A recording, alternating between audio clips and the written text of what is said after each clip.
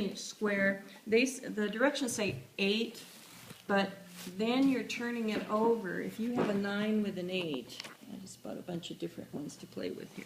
Thanks for doing This shows if you do 4, you can make like a pillow. Okay, that's cathedral gingerbread. But you take a 9 inch. I'm more interested in the Christmas ornament. I like Okay. I like trying things. Well, but it uses up a lot of fabric. This 9 inch makes this would be 8, but by the time you fold in the edge here, and you do the turn, and you're using an iron to press it, you burn your fingers. So I would never do an 8. What I decided to do was a 7. Oh, so you have a little bigger edge. Yeah, Okay, yeah. that So makes sense. So you Because what difference does just it make? use your rotary cutter. I bought just 1 yard of fabric. No, less than that. I bought. So I wanted to have 12 inches. So that's 1/3. 1/3 of a yard of a bunch of different fabrics. So even squaring it off and cutting 9-inch squares, I could get a 9 inch, and then there was a 3.5 or so here if you have somebody who cut your fabric really nice. Yeah. Then those 3-inch ones, I cut a whole bunch of different 3-inch ones out of the same one, so I saved a lot of money that way.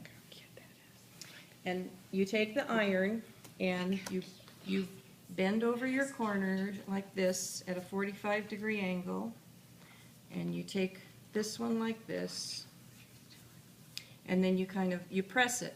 And it doesn't quite make a perfect corner with the cardboard. So then you take the cardboard out, and what you've already pretty much pressed, you make sure you get them to be really good little points, like that. So this one, I put pins on it, but you wouldn't need it. I just wanted them to stay that way. But so it looks like that. Then the next thing you do with that piece. Oh, did you need any? No, All you right. can play with those. Okay, it started out to be that. Okay, it's like origami. Yeah. Oh yeah. Okay, it started out to be like that. And again, iron. You take this Are you original. starching when you're doing this too? No, I didn't do any Okay. starching. The first thing you do is you take this and you go this way, iron it, and this way. And that gives you your grid in the middle, a square. Okay, and this is all on the printout, Okay. following the same directions. Then, using that as your line, you line up 2 like this. Try to get it to a real nice little point. And if it's not perfect, try to get this point's more important than here. The middle's not nearly as important. And then you take 2 more. And so, let's see, that one's not a real good It's a one. cootie catcher. Yes, it I was is. just gonna Remember how say. we used to do those? Are you too young? Yes. Yeah. Okay, Yes, yes. that's what it is. She's a teacher. Um,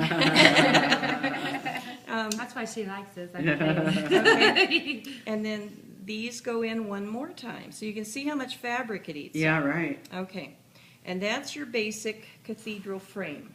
Okay? Oh. Now, if you were going to make a runner or a quilt, then the hard part is you take like this, and let's say another one like it, you just take one of the triangles and you lay them up next to each other, and pin it and get it straight, and you would sew these together.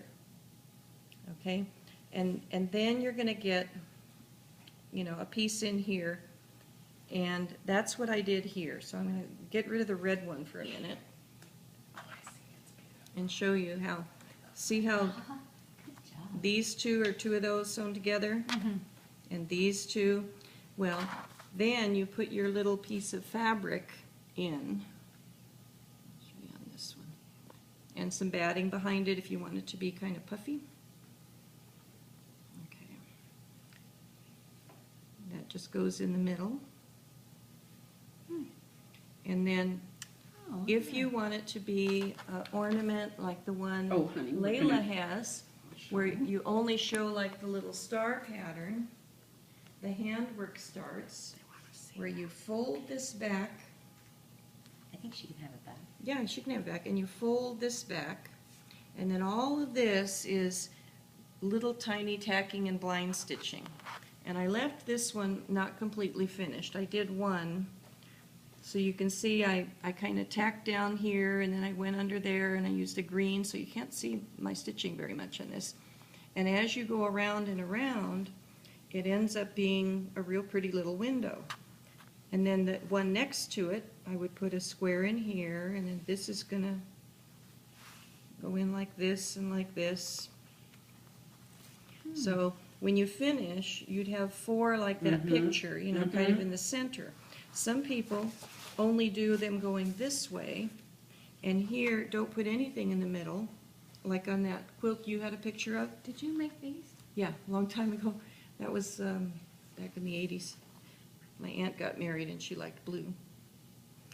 And then you can do with nothing there, with people who use like white fabric, so you still get a pretty design, but you're selective about where you put your windows. See? And that's in some of the pictures too.